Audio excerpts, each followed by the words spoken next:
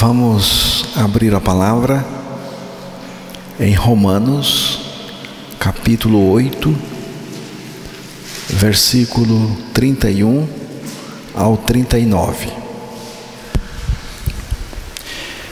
Que diremos, pois, a estas coisas? Se Deus é por nós, quem será contra nós?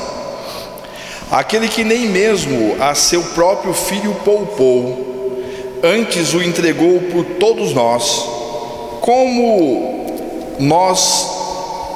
nos não dará também com aquele todas as coisas?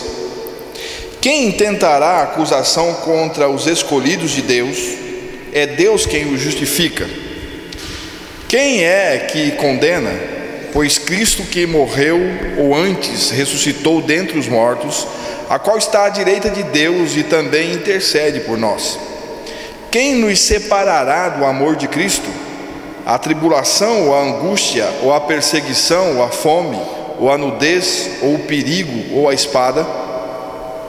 Como está escrito: por amor de ti somos entregues à morte todo dia.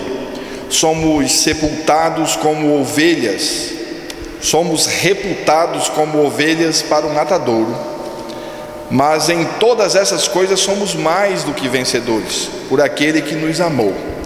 Porque estou certo de que nem a morte, nem a vida, nem os anjos, nem os principados, nem as potestades, nem o presente, nem o porvir, nem a altura, nem a profundidade, nem alguma outra criatura nos poderá separar do amor de Deus, que está em Cristo Jesus nosso Senhor.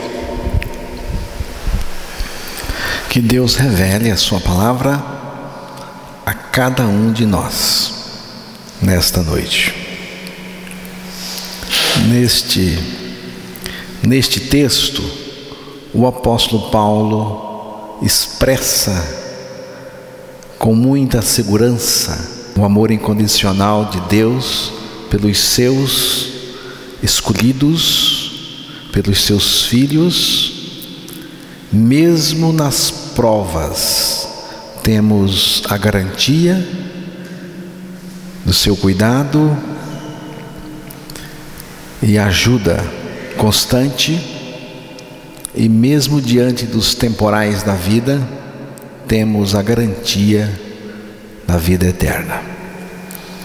O apóstolo Paulo faz 5 perguntas e as respostas revelam que Deus está invariavelmente por nós e nada poderá nos destruir nem nos condenar novamente. A primeira pergunta é a seguinte: que diremos, pois, a estas coisas? Se Deus é por nós, quem será contra nós? Romanos 8, 31. Paulo não está sugerindo que não há nada contra nós. Pelo contrário, há muitas coisas contra nós. Sabemos que existem muitas coisas contra nós. O sistema deste mundo é contra nós, está contra nós. O diabo está contra nós. O pecado está contra nós. A própria passagem de Romanos 8, 31 a 39 apresenta uma lista de coisas que estão contra nós. Está tudo contra nós. Então, o que o apóstolo Paulo quis dizer quando pergunta: se Deus é por nós, quem será contra nós? Ele quis dizer o seguinte: se Deus é por nós, quem irá prevalecer contra nós?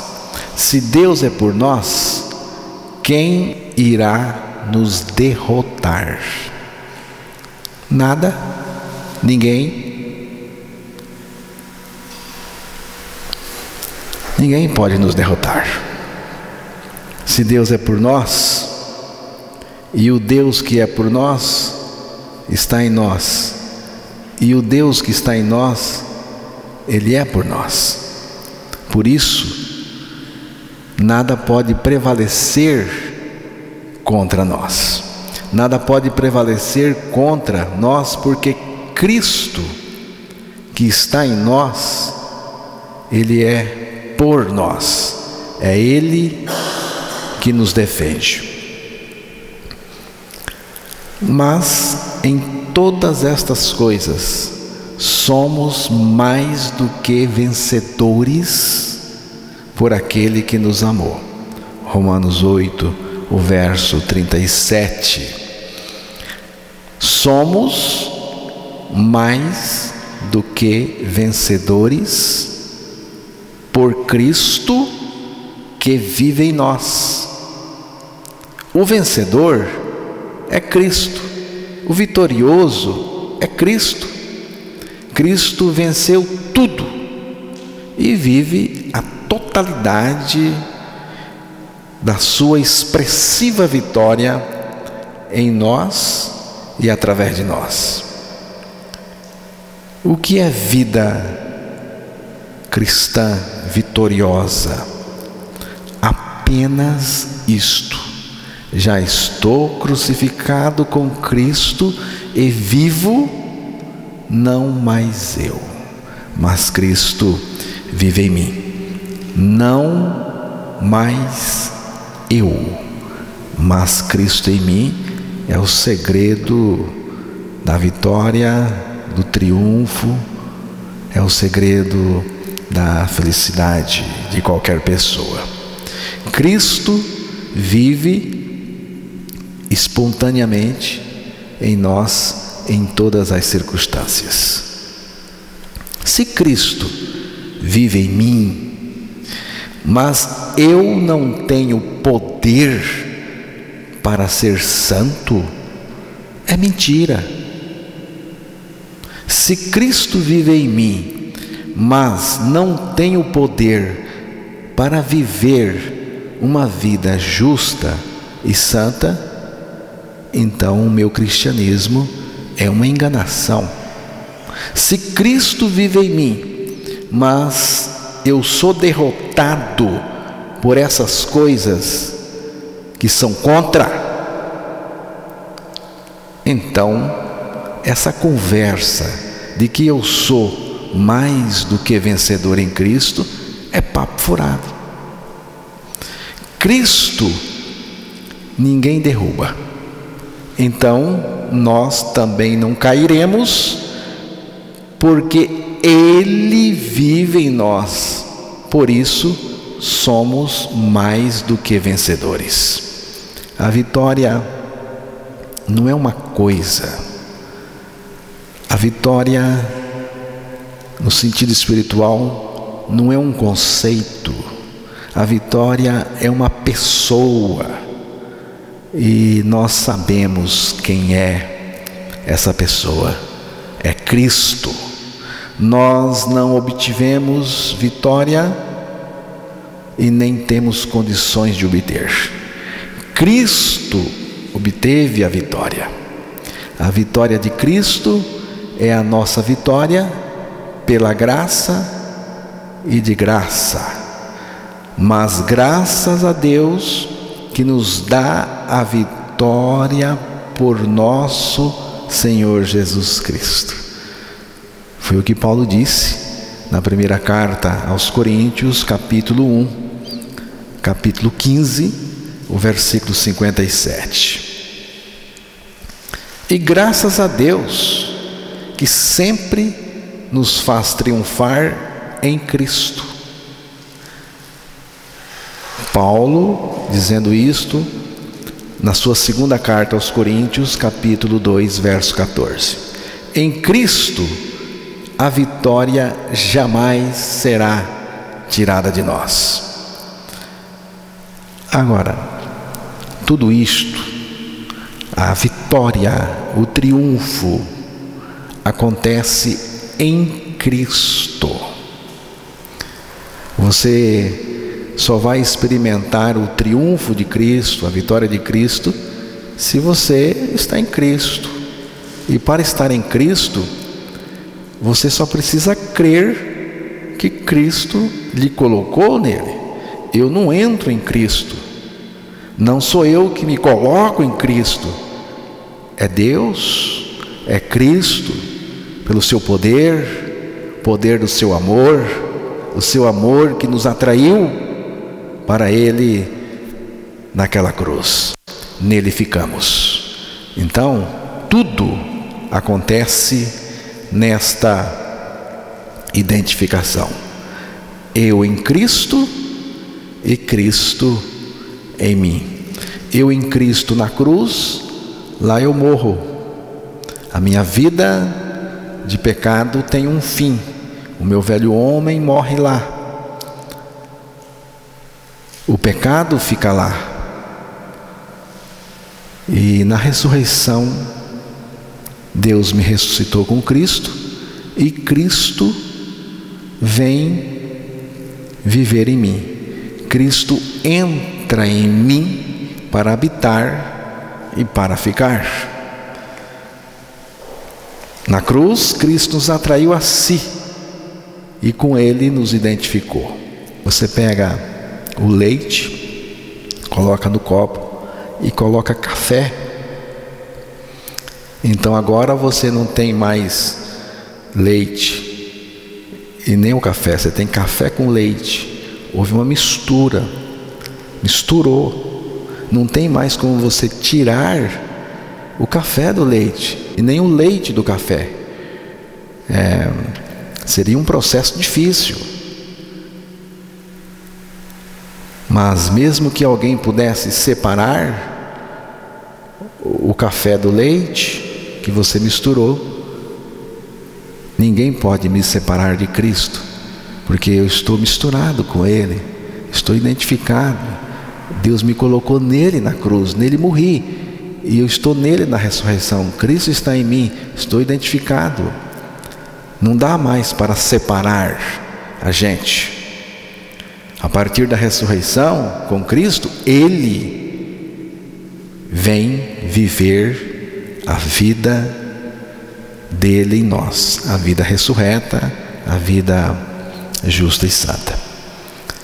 Esta é a vida vitoriosa. Eu entendo que esta é a vida vitoriosa. O vitorioso é Cristo, que nos faz vitoriosos pela sua vitória. A segunda pergunta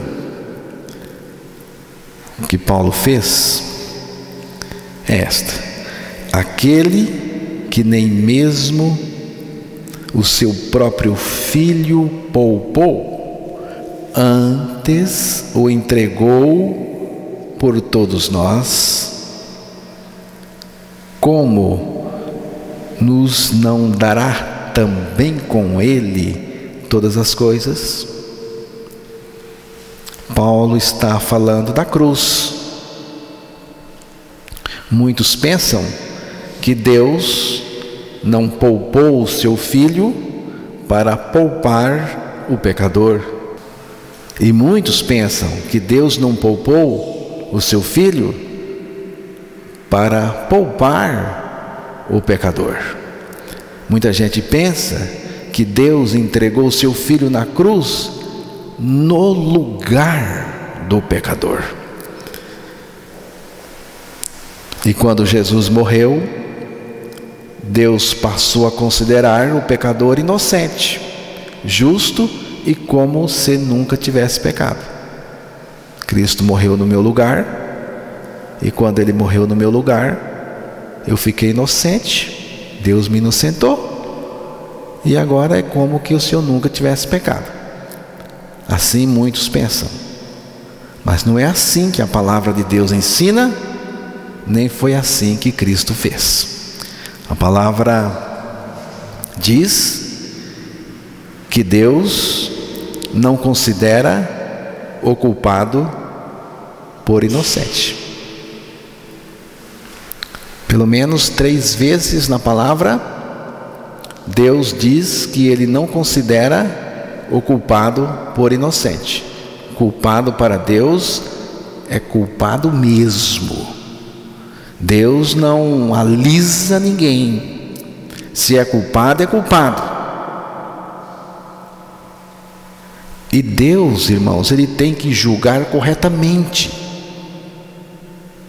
E Ele julgou corretamente. E o julgamento correto do pecador é a sua morte. O julgamento correto do pecador é a morte desse pecador. Você é pecador, você é culpado, você nasceu assim, e você tem que ser punido. Deus vai punir o pecado onde quer que ele esteja. E sabe qual é a punição? A sua punição é a sua morte. Deus decretou: a alma que pecar, essa morrerá. O salário do pecado é a morte. Nós pecamos contra a santidade de Deus, e o nosso pecado tem que ser punido devidamente. E a punição estabelecida por Deus em sua palavra é a morte do pecador. Não é a morte física. Não é a morte física. A morte física não leva importância nenhuma aqui. É a morte em Cristo. Jesus Cristo foi à cruz por nós e nos levou a morrer com Ele para o pecado. Ele foi à cruz por nós. Quando Ele estava lá na cruz, Ele nos atraiu, nos colocou nele e morreu. E ao morrer, eu morri com Ele. Nós morremos com Ele. Por quê? Porque nós estávamos nele. Então, a justiça de Deus foi totalmente feita e Deus está satisfeito. Eu não preciso ir para o inferno. Eu não devo mais nada. Paguei minha conta. Por que eu paguei? Porque Deus me levou a pagar em Cristo Jesus. Eu não tinha condições nenhuma, mas Jesus disse: eu tenho condições. Eu vou na cruz, eu levo você comigo, a gente morre junto, eu faço você morrer. A minha morte é por amor, e você morre, e a justiça do meu Pai será satisfeita com a sua morte em mim. Se você não crer sua morte com Cristo, você terá que ir para a segunda morte, porque continuará culpado, e a segunda morte é o lago de fogo. Falando acerca de Jesus, Paulo diz: antes o entregou por todos nós, como não nos dará também com Ele todas as coisas?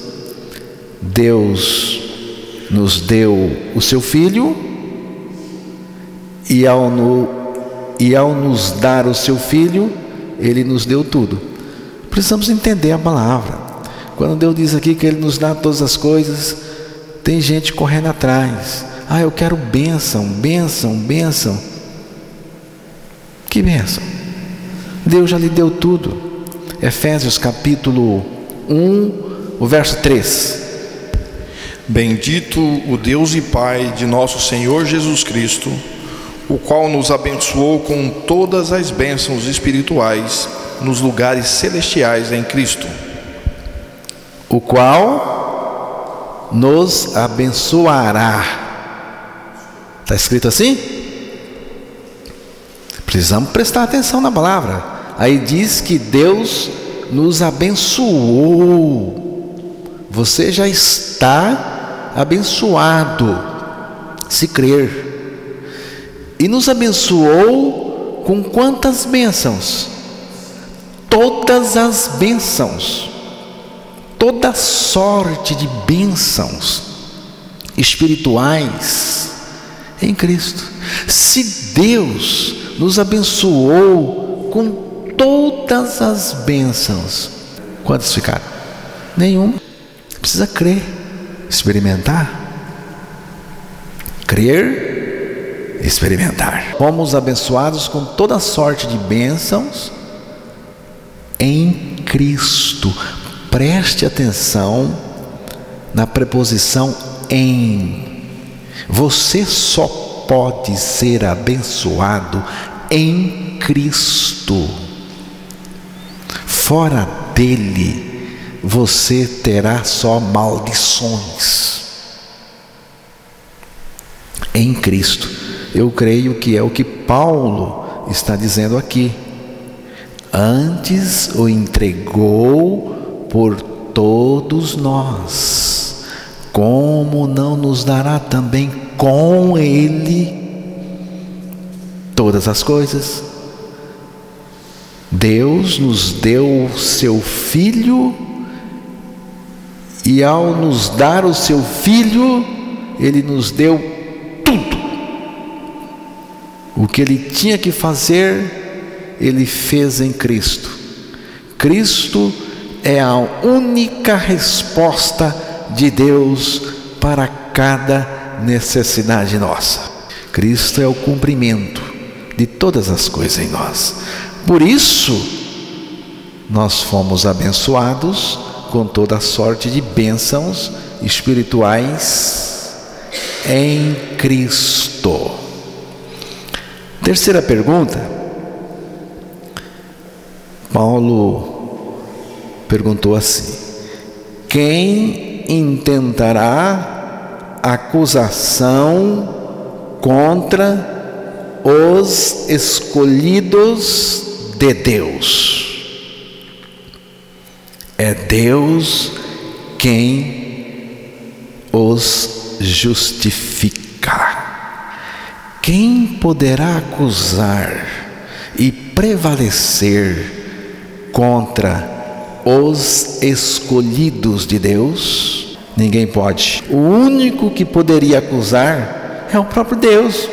O único que poderia acabar comigo é o próprio Deus, mas Ele não vai mais me acusar. Por quê?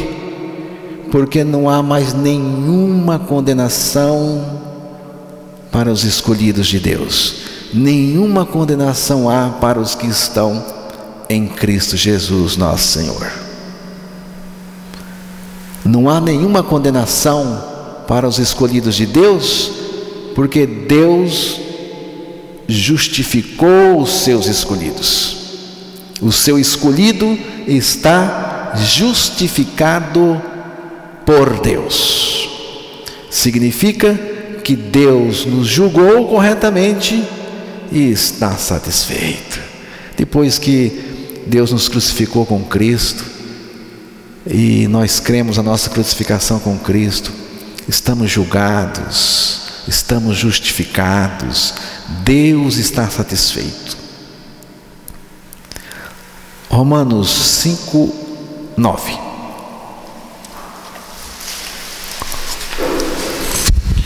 Logo, muito mais agora, tendo sido justificados pelo seu sangue, seremos por ele salvos da ira.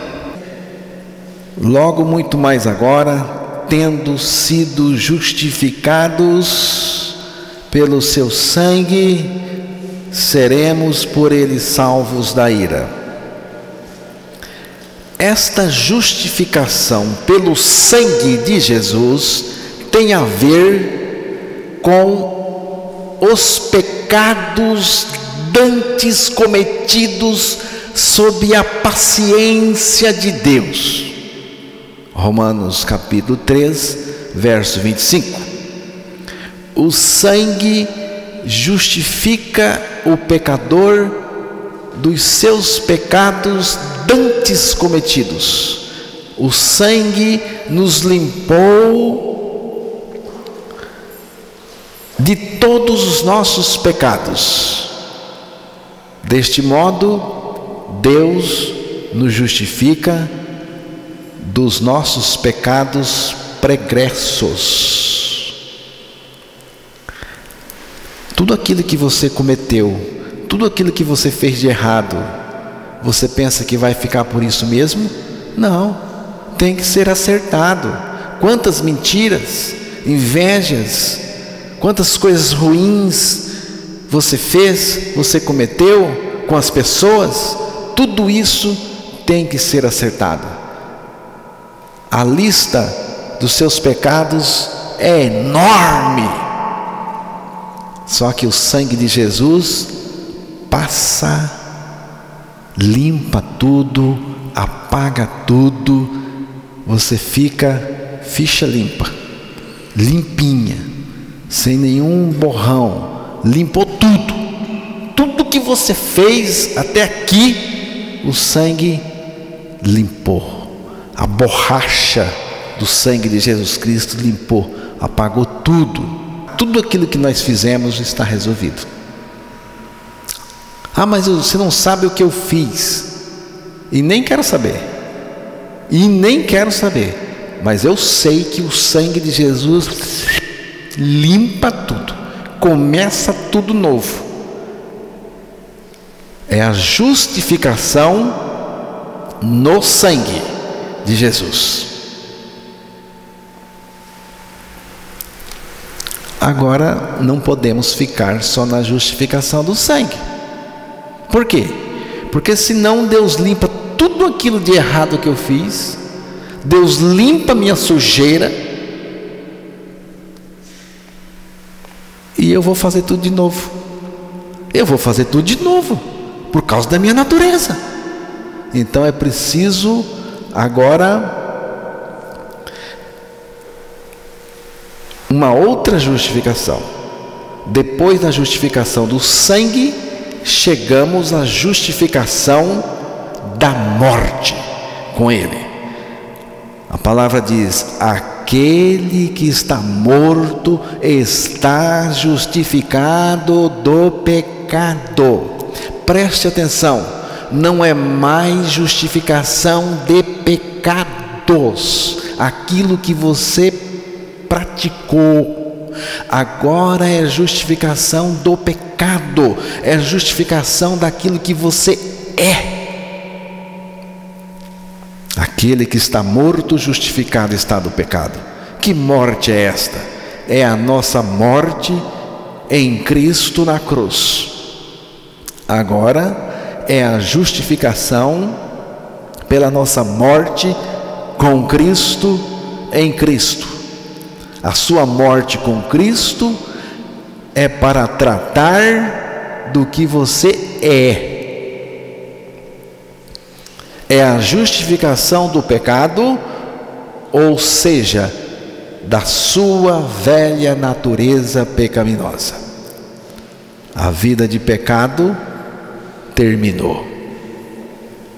Deus não só me limpou dos meus pecados passados, mas também me fez morrer com Ele para o pecado, cessando a prática do pecado através de mim. Justificação pela nossa morte em Cristo. Mortos para o pecado, não se vive mais nele. Assim diz a palavra de Deus. É a justificação do pecado. A justificação dos eleitos de Deus, a justificação dos escolhidos de Deus, ainda tem um último passo, o qual por nossos pecados foi entregue e ressuscitou para nossa justificação.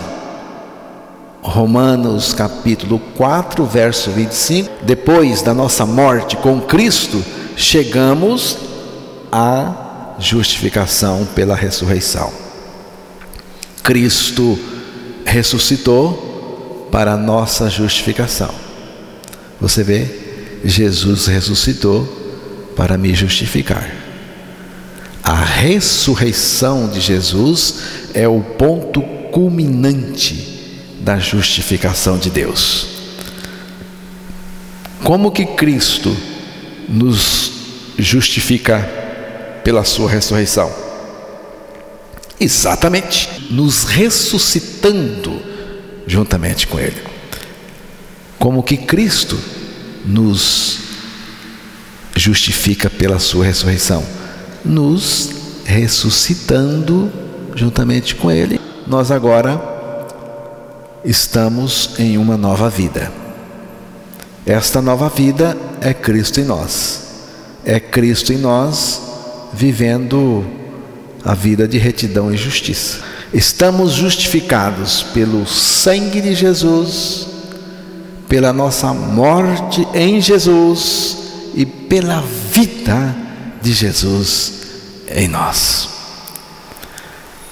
A quarta pergunta que Paulo fez é esta: quem é que nos condena?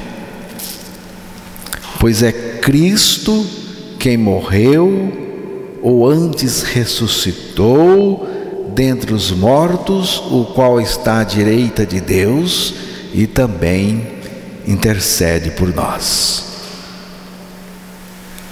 Mas Deus já nos condenou em Cristo Jesus. Nele morremos e nele ressuscitamos. A nossa condenação acabou na nossa morte com Cristo na cruz. Agora nenhuma condenação há para os que estão em Cristo Jesus. Ele agora nos considera de fato inocentes, não porque Ele morreu em nosso lugar, mas porque Cristo nos levou a morrer com Ele.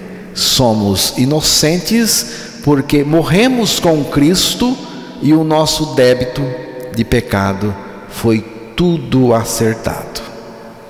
Não tem mais nada para cobrar. Se tivesse um pecado só, um só, que Deus não tivesse tirado de nós, que não tivesse sido acertado, então o diabo poderia chegar e fazer uma bagunça com a sua vida. Mas não tem. Foi tudo perdoado. E não tem como cobrar mais nada de você. Ninguém pode, ninguém, nem Deus cobra mais alguma coisa de você, porque Ele já lhe perdoou em Cristo Jesus. Quinta, quem nos separará do amor de Cristo? Aqui está a pergunta que eu mais gosto. Eu me empolgo. Quem nos separará do amor de Cristo? Romanos 8, versículo 35. Quem nos separará do amor de Cristo? Romanos 8, 35. Preste atenção.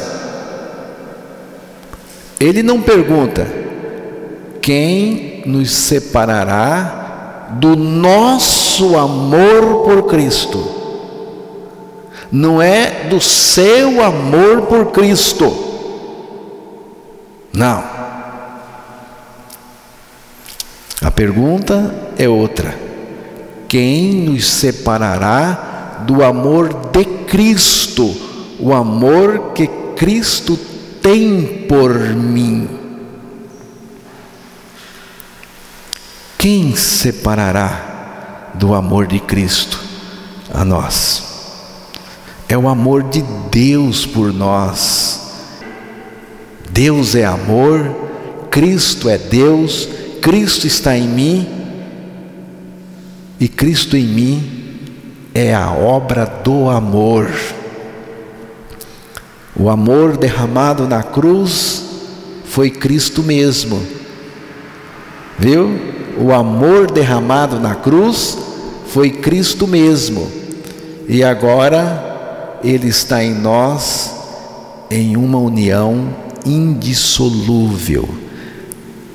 Ninguém me separa de Cristo por causa do amor que Ele tem por mim. Nada pode me separar de Cristo. Nada pode melar o nosso relacionamento com Ele. A nossa união com Cristo é indissolúvel. Nenhuma circunstância pode atrapalhar a nossa comunhão com Ele. Nada pode atrapalhar a nossa vida em Cristo. Nada pode nos separar do amor de Cristo. Que segurança! Eu sou amado de Deus. Estou abrigado, seguro e protegido neste amor. Seguro estou, não tenho temor do mal. Sim, guardado pela fé em meu Jesus. Não posso duvidar desse amor leal.